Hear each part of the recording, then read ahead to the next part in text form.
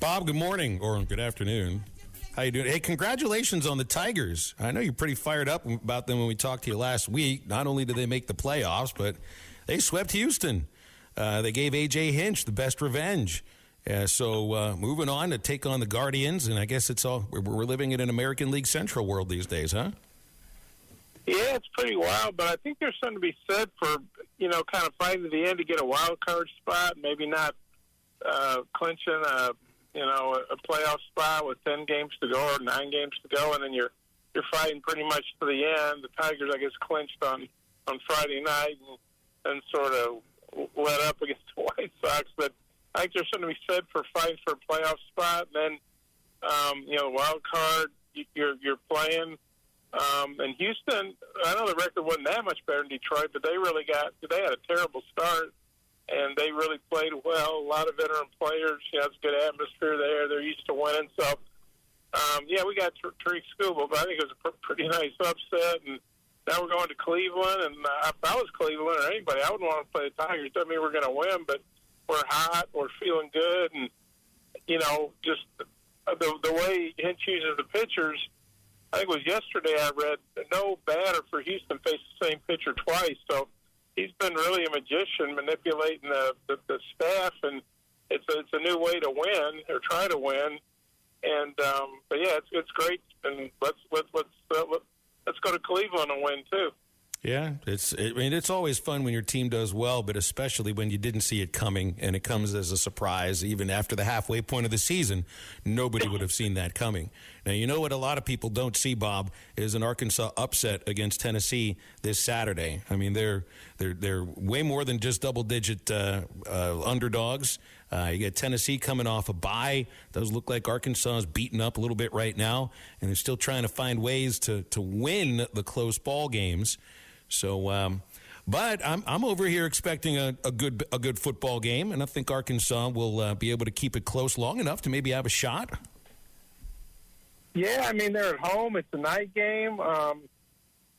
Tennessee is everything points to Tennessee, right? Except it's a road game. They've played well on the road. They went to OU and won. They blasted NC State and Charlotte, which might have been more like a home game for Tennessee, but it was a neutral site. So they played very well away from home, and they're loaded. Look like they're loaded on offense and defense. Really good special teams. So I think they're about a 2-touchdown favorite last time I looked. But that didn't mean Arkansas couldn't win. But Arkansas is going to have to play its best game, obviously, and they just can't have those turnovers, or at least they sure can't be minus on the turnovers. They're going to have to turn it over. They got to force some turnovers, and they got to try to get after the quarterback. But I mean, I think it's kind of a free shot for Arkansas. It's a night game at home. I think the crowd will really be revved up, and they're a big underdog. ABC's top crews coming in. So to me, it's a great opportunity for Arkansas to showcase their stadium and their program and just see what kind of team they got against a powerhouse like Tennessee.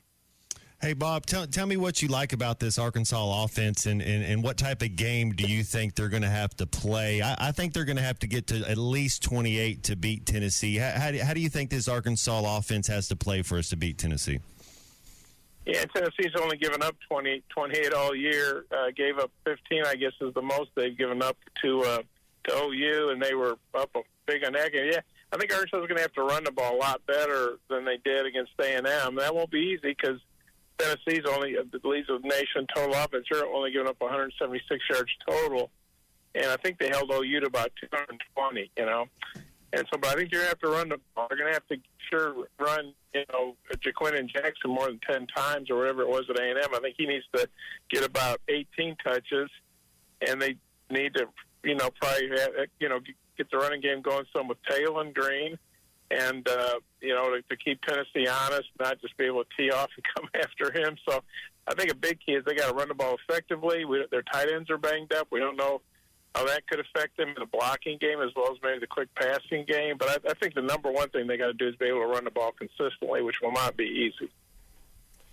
Well, it's like 3 weeks in a row. It's the same story. And maybe you just expect that when it comes to the SEC. And you'll probably feel the same way whenever they play Ole Miss, probably against LSU too. It just seems that the last 2 weeks has been a conversation of, well, we got to find a way to run the ball against a team that knows we're going to try to run it, and we got to find a way to stop a team that will run the ball even though we know they're going to try to run it. The difference has been turnovers, though. And the win over Auburn, 5-1 in favor of the Razorbacks, and the loss last week, 3-0 in favor of A&M. So it's like all things being equal, and just look at the turnovers, and that leads you to why you lose the game.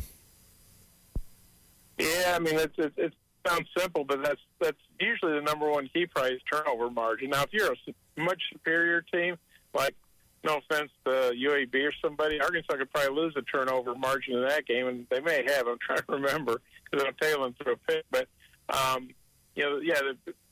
certainly if you're an underdog, you got to win the turnover margin.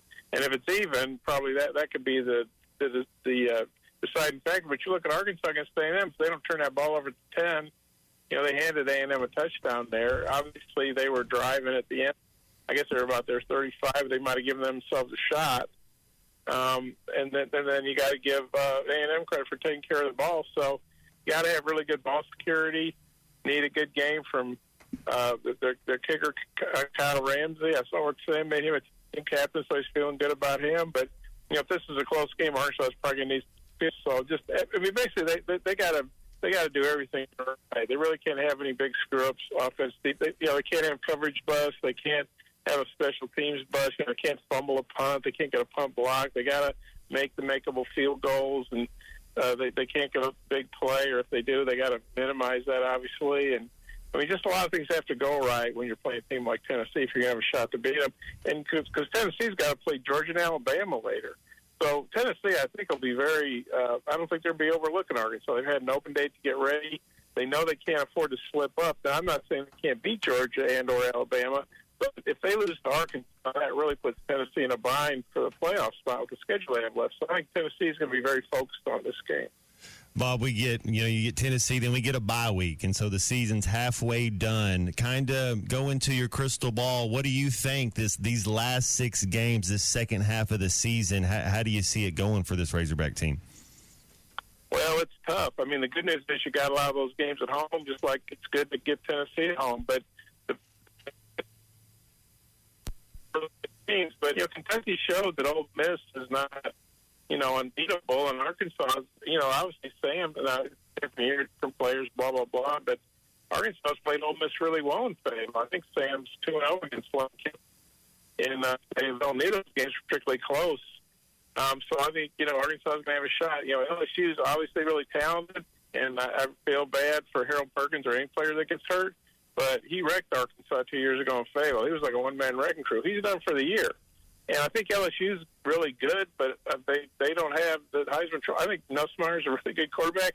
He's not Jaden Daniels. Look at what Jaden Daniels is doing in the NFL right now. So I think they're winnable games. Texas, that'll be really tough, but that'll also be like, a great atmosphere, and Texas is going to be coming in, and that's going to be Arkansas Super Bowl, And so I think there's some winnable games left. Obviously, you got to go to Mississippi State and win. You got to be Louisiana Tech at home. But I don't think, even if Arkansas doesn't manage to find a way to beat Tennessee and it's 3-3, I think there's 3 more wins on that schedule, maybe 4. Maybe I'm crazy. They got to play well, but I think that there are winnable games on there. I don't think it's impossible. They don't have to play Georgia or Alabama, which helps. So I think Arkansas still has a shot to go. I don't know if we lost Bob or not. He was having a little garbling situation there with his phone. Bob, do we still have you? Sorry, well, I can hear you guys. Can you hear me? Okay, you're good. You're loud and clear here. I just wanted to finish on basketball. The men's basketball put out there. I don't think it's their official team photo, but it was a team photo from the practice facility this morning. Cal had a lengthy, wide-ranging press conference Tuesday. Those are going to be entertaining, Bob. Those almost feel like appointment viewing, and they were with Muss to a point, but maybe more so with Cal.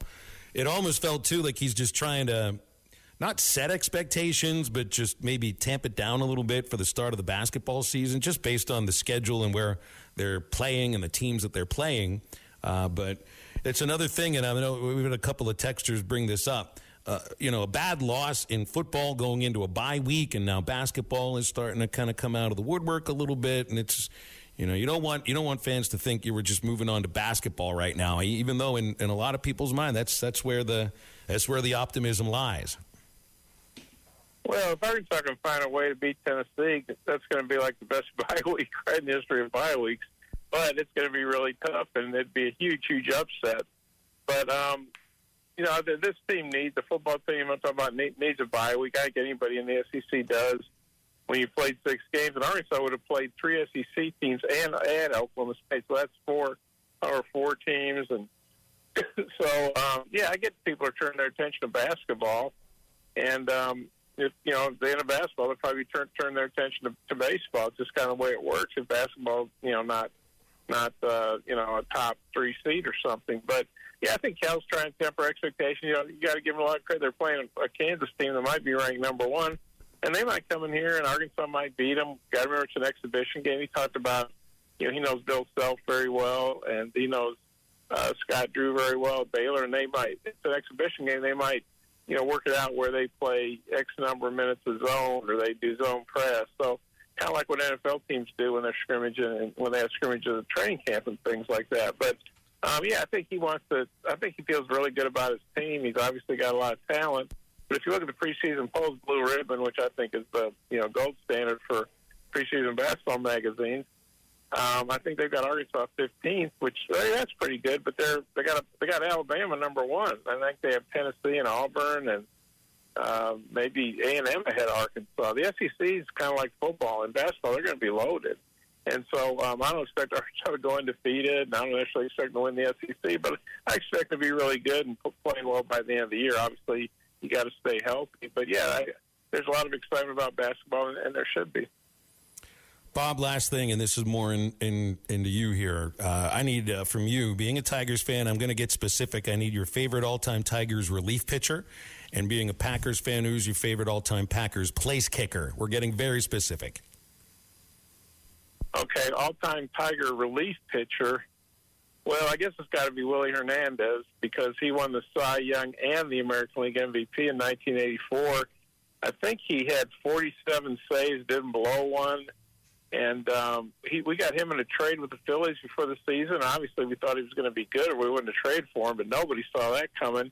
And he really didn't have many other years like that. Unfortunately, he passed away a few years ago. And I really like John Hiller, too, who overcame cancer. And Hiller got saves back when if you just finished the game, you got a save. You didn't necessarily have to face the tying run or have the tying run in the on-deck circle or whatever the heck the rule is. But, I got to go with Willie Hernandez. And then my all-time favorite Packers place kicker, well, I'm going to throw a little bit of a curve here. I'm going to say Jerry Kramer. Ooh, because he's a Hall of Fame guard, but he also was a kicker. And he kicked, I think this is right when the Packers beat the New York Giants in the 1960, I think it was the 61. I was 2, but I don't remember it, but I read about it. We beat the Giants for the NFL championship, the Super Bowl at the time, if you want to call it that. He kicked 3 field goals. Paul Harding was a place kicker, too, and he's a great Packer. But I always had a soft spot for Jerry Kramer, so I'm going to say Jerry Kramer as my favorite place kicker. All right, very good. A couple weeks from now, I'll ask you your favorite Tigers backup catcher. You don't have to give an answer now. Wait for a couple weeks, okay? Bob, appreciate your time. Okay, well, I can tell you that. He's got ties to Northwest Arkansas. How about that? That's fine. We don't need the answer now. No answers yet. 2 weeks. Appreciate Bob Holt joining us on these Thursdays. BetOnline is your #1 source for all your betting needs. Get the latest odds, lines, and matchup reports for baseball, boxing, golf, and more. BetOnline continues to be the fastest and easiest way to place your wagers, including live betting and your favorite casino and card games available to play right from your phone. Head to the website or use your mobile device to sign up today and get in on the action. Remember to use our promo code BELIEVE, that's BLEAV, for your 50% welcome bonus on your first deposit. Bet online, where the game starts.